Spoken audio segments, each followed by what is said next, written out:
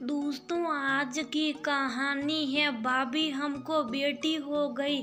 तो आप ज़्यादा ही खुश हैं, सारी प्रॉपर्टी आपको मिल जाएगी। दोस्तों, कहानी शुरू करने से पहले अगर हमारे चैनल को सब्सक्राइब नहीं किया हो तो कर लीजिए ताकि आपके पास पहुंचे हर नया वीडियो। सिमरन के 2 बच्चे थे, 5 साल का अंकित और 3 साल की प्यू। प्यू के होने के बाद से सिमरन के शरीर में काफी कमजोरी आ गई थी और उसके पीरियड्स भी समय पर नहीं आते थे। पहले तो उसे लगा था कि समय के साथ सब ठीक हो जाएगा, पर प्यू 2 साल की हो गई और तभी उसे 2-3 महीने में एक बार पीरियड्स होते और कई बार तो इससे भी ज़्यादा समय हो जाता। कई तरह के डॉक्टर्स को दिखाया और इलाज करवाया, लेकिन कोई आराम नहीं पड़ा।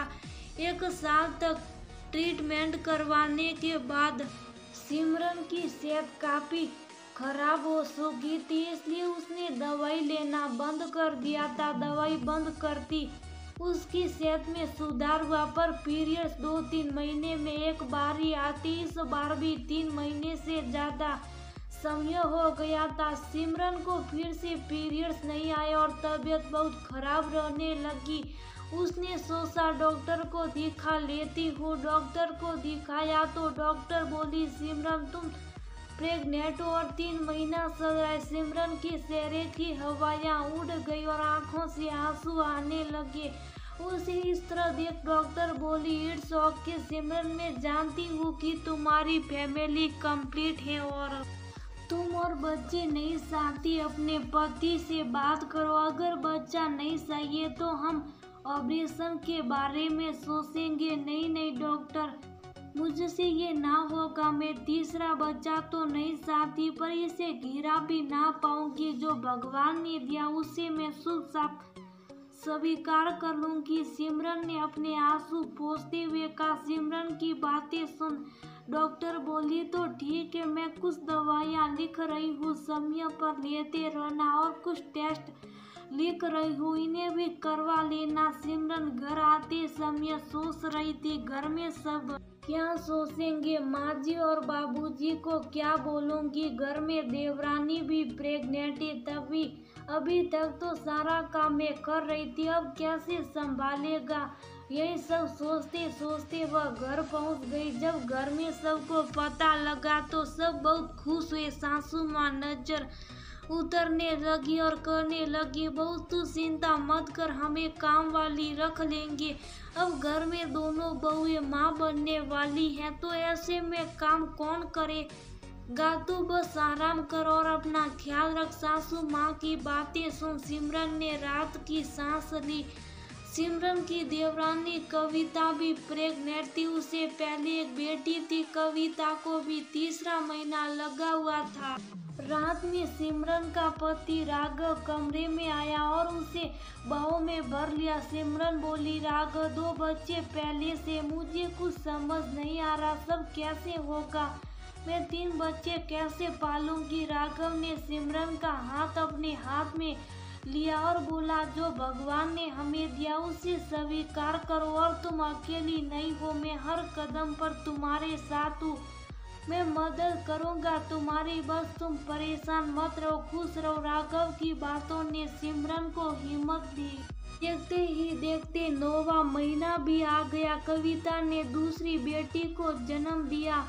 जब सिमरन को ये बात पता लगी तो उसने राघव से आग्रह करके केक मंगवा लिया और कुछ मिठाइयाँ भी, और घर को थोड़ा सजा भी दिया। कविता, उसका पति राहुल, माँ और बाबूजी जब घर आए तो राघव और सिमरन बोले, सरप्राइज। सिमरन जाकर पूजा की थाली ले आई और कविता और बच्ची की आरती उतारने लगी तो राहुल बोला, लगता है हमें बेटी हुई से आप कुछ ज्यादा ही खुश हैं। ओ हाँ, आप तो खुश होगी ही, आपके पास अंकित जो हैं, अब सारी प्रॉपर्टी आप लोगों को मिल जाएगी, आप लोग तो खुश होंगे ना हमारी बर्बादी पर। राहुल की बातें सुन सिमरन और राघव हैरान रह गए। सिमरन बोली, ये आप क्या कर रहे हो भैया, बेटा हो या बेटी क्या फर्क पड़ता है, घर में नन्हा मेहमान आए, हम इसलिए खुश हैं। ना मुझे आपके पैसे चाहिए ना प्रॉपर्टी, हम तो बस आपकी और कविता की खुशी में शामिल होना चाहते हैं। इतना कर सिमरन रोने लगी और अचानक उसके पेट में जोर से दर्द हुआ और वो वहीं गिर पड़ी और बेहोश हो गई। घर वाले उसे हॉस्पिटल लेकर भागे। हॉस्पिटल जाने के कुछ समय बाद सिमरन ने बेटे को जन्म दिया। 3 दिन के बाद सिमरन को अस्पताल से छुट्टी मिली। राघव और सिमरन मुन्ने को लेकर घर आए तो दरवाजे पर माँ, बाबूजी और राहुल पूजा की थाली लिए खड़े थे और सब बहुत खुश थे।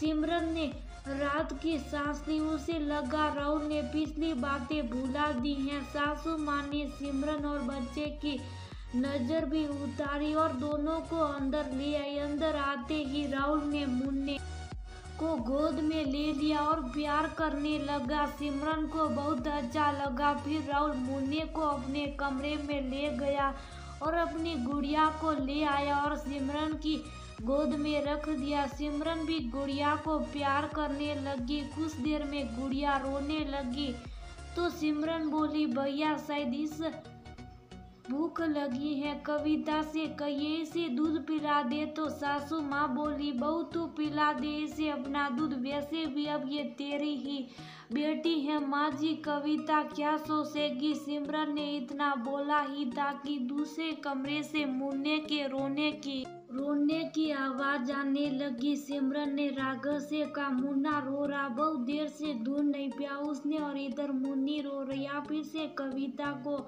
दे आए और मुन्ने को ले आए। राघव बोला, मैंने और घर वालों ने फैसला किया है कि मुन्नी को हम गोद ले रहे और मुन्ना राहुल और कविता के पास रहेगा।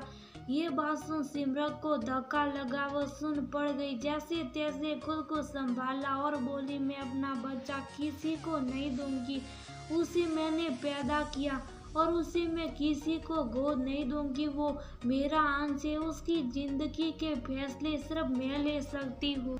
सिमरन को बीच में रोक सासू माँ बोली, देख बहू, तुझे पहले ही एक बेटा है, लेकिन कविता के पास बेटा नहीं है, तो उसका वंश चलने के लिए इतना तो करना पड़ेगा। तू बेटे का लालच मत कर। आज के दौर में बेटा बेटी सब बराबर है। तो माँ जी ये बात आप खुद को समझाइए और कविता राहुल को भी बेटे का लालच में नहीं, वह दोनों कर रहे। मुझे मेरे बच्चे लिंग से कोई फर्क नहीं पड़ता कि वह बेटा है या बेटी। मैं बस अपना बच्चा किसी को नहीं दूंगी, ना अपना बेटा ना अपनी बेटी। बच्चे कोई खिलौने नहीं है जो जब दिल किया किसी दूसरे को दे दिए। मैं राहुल और कविता जैसी मां नहीं हूँ, मुझसे ये नहीं होगा। इतना कह सिमरन जोर जोर से रोने लगी। जैसे तैसे बेड से उठी और कविता के कमरे में गई। वहाँ मुन्ना रो रहा था। उसने उसे गोद में लिया और साथी से लगा दूध पिलाने लगी। सिमरन की गोद में आती मुन्ना चुप हो गया। तभी राघव मुन्नी को ले आया और कविता से उसे दूध पिलाने को कहा। तो कविता बोली, भैया आपकी बेटी को आप संभालो, मुझे मेरा बेटा दो, कल अपने वादा किया था मुन्ने को हमें देने का। राघव कविता से बोला, घर में पहले ही बहुत हंगामा हो चुका, बस करो। जब तुम खुद अपनी बच्ची को नहीं अपनाना चाहती तो तुम सिमरन से कैसे उम्मीद करते हो कि वह तुम्हारी बच्ची को अपना ले। बेटा होता तो क्या तब भी ये करती। आज के दौर में बेटा बेटी दोनों बराबर है, पर तुम तो खुद भेदभाव कर रही हो। अब तुम्हें जो सोचना है सोचो। मैं अपना वादा तोड़ रहा हूँ क्योंकि मैं अपनी बीवी को दर्द में नहीं देख सकता। हॉस्पिटल से आते ही तुम लोगों की वजह से उसने बहुत दुख देख लिया और नहीं। और माँ तुम भी सुन लो, अगर राघव और कविता मुन्ने को प्यार करना चाहते हैं तो खूब करे, पर मुन्ना सिर्फ हमारा रहेगा। और आज के बाद अगर इस मुद्दे पर फिर से बहस हुई तो मैं सिमरन और बच्चे घर छोड़कर चले जाएंगे। माँ, बाबूजी और राहुल ने राघव को फिर से समझाने की कोशिश की, पर वह अपने फैसले पर अड़ा रहा और कुछ समय बाद घर में शांति बनाए रखने के लिए सिमरन और बच्चों के साथ दूसरे घर में चला गया। पति का साथ पाकर सिमरन खुश थी।